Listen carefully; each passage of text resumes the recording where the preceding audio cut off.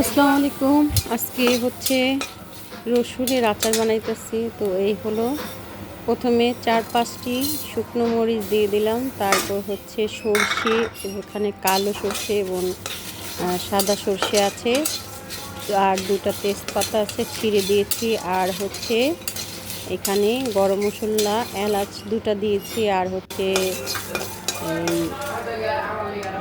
এটা হচ্ছে দারচিনি, আর হচ্ছে এই শুকনো মরিচগুলি, এগুলি সবগুলি আমি শুকনো করে ভেজে নিয়েছি।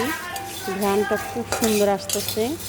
তো ভেজে নেওয়ার পরে হচ্ছে আমি এখন সর্ষের তেল দিয়ে দেবো, যতটা ইচ্ছে যে যতটুকু দিতে পারবেন। তবে আমি এখানে ২৫০ গ্রাম হচ্ছে রসুন নিয়েছি।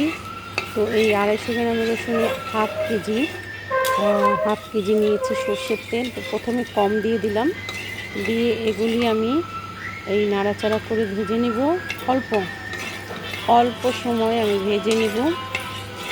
ভেজে নেওয়ার পরে তারপরে তো আমার লাল লাল হয়ে গেছে, মরিচটাও ভাজা হয়ে গেছে। তো এখন আমি হচ্ছে ইগুলি দিয়ে দেবো, হচ্ছে রসুনগুলি।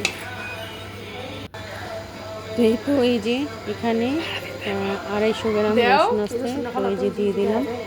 এটা দেশি রসুন। দেশি রসুনটা আমি এই জন্য দিলাম যে এখন হচ্ছে এটা হচ্ছে ছোট ছোট কোয়া। তো এখানে যতটুকু ছোট ছোট কোয়া আছে, এটা যতটুকু লাগে অতটুকু আচার নিয়ে খেতে পারবে। তো আর রসুনের আচার খেতে কিন্তু খুবই মজা লাগে। তো তারপরে হচ্ছে এই তো সর্ষের তেলে দিয়ে দিলাম রসুনগুলি। এই রসুনগুলি আমি লাল লাল করে একটুখানি ভেজে নেব, ভিতরে যেন সিদ্ধ হয়ে যায়, ওই পর্যন্ত অপেক্ষা করবো। তো কিছুক্ষণ পরে আমি ভাজা হলে দিয়ে দেবো হচ্ছে আরও কিছুক্ষণ ১০ মিনিট নাড়াচাড়া করছি। দেওয়ার পরে আমি এই যে লবণ দিয়ে দিলাম পরিমাণ বলতে হাফ চামচের থেকে একটু কম দিয়েছি।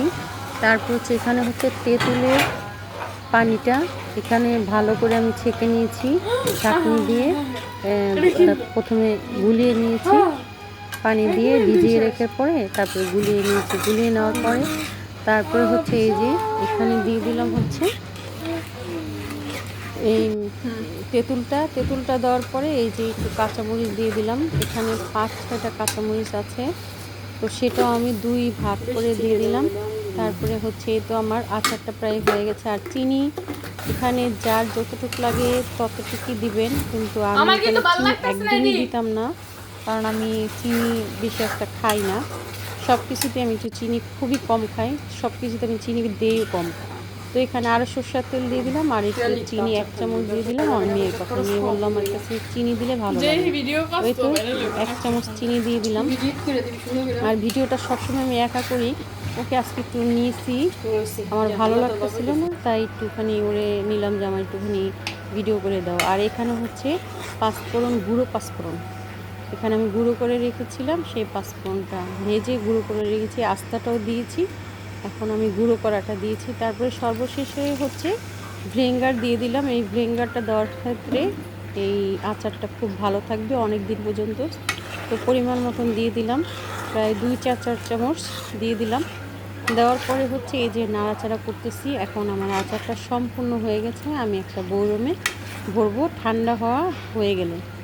তো এই যে আমার আচারটা খুবই সুন্দর এবং খেতেও কিন্তু মজা। এটা কিন্তু গরম ভাত দিয়ে বা বোয়া দিয়ে খাওয়া যাবে। তো এই ছিল আমার আজকে রসুনের আচারটা কিন্তু খুবই ভালো। এখন বাজারে একটুখানি রসুন কম দাম আছে, তো সবাই এইভাবে আচার দিয়ে রাখবেন, তাহলে একটু খেতে পারবেন।